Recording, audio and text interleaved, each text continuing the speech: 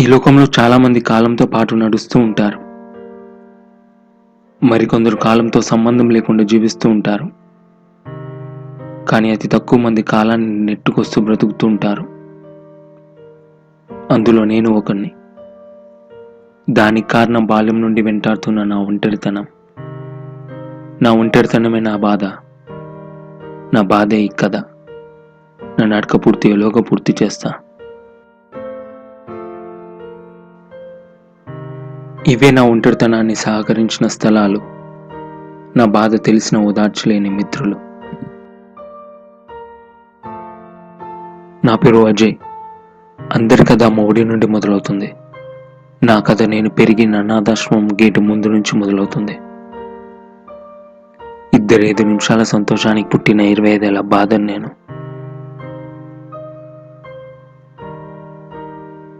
ఢిల్లీ కన్నా తల్లి తరిమేసింది. కన్నోడు కనీసం తాకాడో లేదో.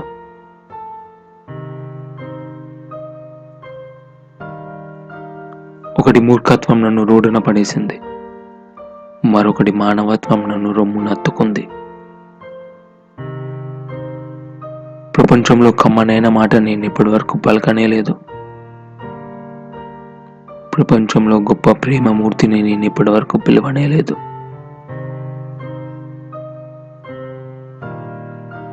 నా తల్లి ఎక్కడ ఉంటుంది ఎవరికి తెలుసు? తను ఉన్న ఇంటికి గడప తొక్కే ఆ సూర్యుడికి తప్ప. నా తల్లి ఎలా ఉంటుంది ఎవరికి తెలుసు? తనని తాకే ఆ గాలికి తప్ప. వాటిని అడగలేను, అవి చెప్పలేవు.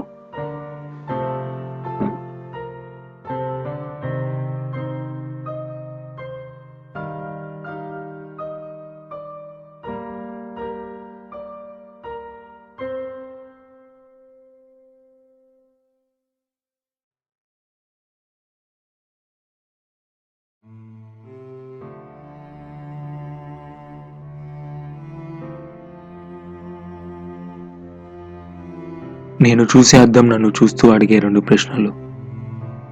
నీ మట్టి ఏ మూర్ఖుడిది, నీ మాంసం ఏ పేగుది, నా రూపమో ప్రశ్నార్థకం.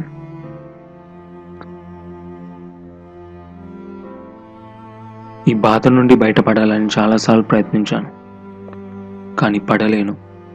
ఎందుకంటే పారే ఏరు నాపొచ్చేమో గాని కురిసే మబ్బు నాపలేంగా.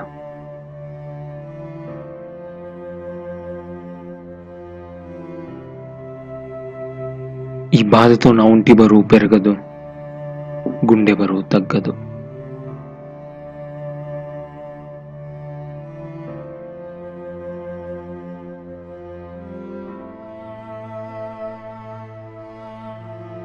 ఇప్పుడు నా దగ్గర చదువు ఉంది, కొలువుంది, కొన్ని రోజులు ఊపిరుకునేంత డబ్బు ఉంది.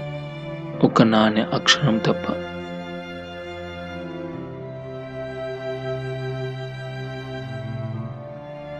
ఆ అక్షరం కోసం కొబ్బరికాయ కొట్టని గుడి లేదు, కొవ్వొత్తు వెలిగించని చర్చ్ లేదు, నమాజ్ చేయని మసీదు లేదు, కానీ ఏ దేవుడు నేనున్నానని అనలేదు.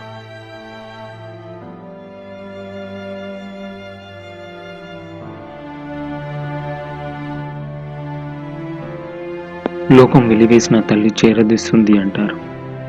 తల్లే వెలివేస్తే ఆ వేదన అనుభవించే వాళ్ళు వేలల్లో ఉన్నారు. కొందరిని నీడన చేర్చి బ్రతికిస్తూ ఉంటే చాలామంది నీడని వెతుక్కొని బ్రతుకుతున్నారు. ఆకలి దాహాలే బ్రతకడానికి ఆదర్శాలు. బ్రతుకుని చూడలేరు, చావుని వెతకలేరు. చెత్త కుప్పలే పరుపులు, మురికి నీటిల్లో కోనేటి స్నానాలు, మండు టెండల్లో మూన్ వాక్లు. వీళ్ళకిప్పటి వరకు నెయ్యి వాసన, నోట్బుక్ వాసన తెలియదు. మా నిద్రలో జోల లేదు, ముద్దలో ప్రేమ లేదు, కన్నీరు తుడిచే వేలు లేదు. ఎందుకంటే మా దగ్గర అమ్మ లేదు. కనిపించే ప్రతి తల్లి మాకు తల్లే, కానీ ఏ తల్లికి మేము బిడ్డలం. ఈ ప్రపంచానికి మేము 2 సార్లు గుర్తుకొస్తాం, పుట్టినరోజులకి, పుణ్యాలకి. చెత్త కుప్పల దగ్గర పందులు, కుక్కలు ఎండిన డొక్కలు పోటీ పడుతూ ఉంటాయి. ఈ ఎండిన డొక్కలు కా నీలాకాశమే గుడారం. ఇవి భరించలేని వారికి వృతాలే అవుతున్నాయి ముత్యాల హారం. మరి ఎప్పుడు ఆగుతుందో ఈ కలికాలపు గడియారం? మైదానంలో ఆటగాడి ఆటకి, వేదికపై గాయకుడి పాటకి, అడవిలో జంతువుల వేటకి, ఒక వేశ్య నైట్లో విప్పే నైటికి కారణం అవసరం. అటువంటి అవసరాలలో మొట్టమొదటిది ఆకలి తీర్చుకోవడం. అది లేని వారిలో తీర్చలేకపోవడం మానవుడికి అవమానం.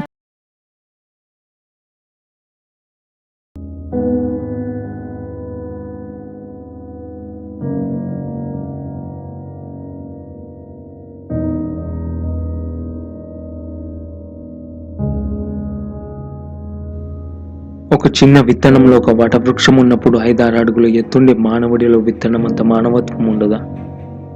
ఆ విత్తనం వృక్షం అవ్వనవసరం లేదండి, వేరైనా సరిపోతుంది. అది జరిగిన రోజున చావుని వెతికేవారుండరు, చిరునవ్వుని వెతికేవారుండరు, దారులలో దోసలు చాచేవారుండరు, రాత్రుల్లో కొంగు జార్చేవారుండరు, దరిద్రం వచ్చినప్పుడు దూరం వైపు చూసేవారుండరు, రోగాలు వచ్చినప్పుడు రొమ్ములు బాదుకునేవారుండరు, పస్తులున్నప్పుడు పుస్తలు అమ్ముకునేవారుండరు, పండగలకి పక్కింటి వాళ్ళ ముఖాలు చూసేవారుండరు, ఆకలి వేసినప్పుడు గాలిని తిని బ్రతికేవారుండరు, గతి లేనప్పుడు గగనం వైపు చూసేవారుండరు. అదే విత్తనమంత మానవత్వం ఒక వ్యక్తిలో ఉండి ఉంటే నా నడక ఇలా ఒంటరిగా సాగేది కాదు. గతి లేని వారికి గుమ్మమవుదాం, చిరునవ్వుని వెతికే వారికి చిరునామవుదాం.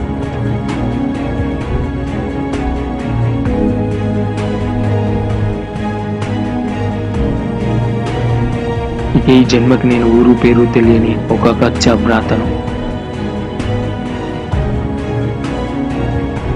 ఈ భూమి మీద బాధలే నా తోబుట్టువులు. వాటికి ఇప్పుడు 25 ఏళ్ళు, వాటితోనే నడవాలి 100 ఏళ్ళు. ఇక ఈ జన్మకి నావి తడియారని కళ్ళు. ఇప్పటి వరకు మీరు విన్నవి వినసంపుగలేని నిజాలు. ఇది నా కథ, ఆత్మవ్యధ.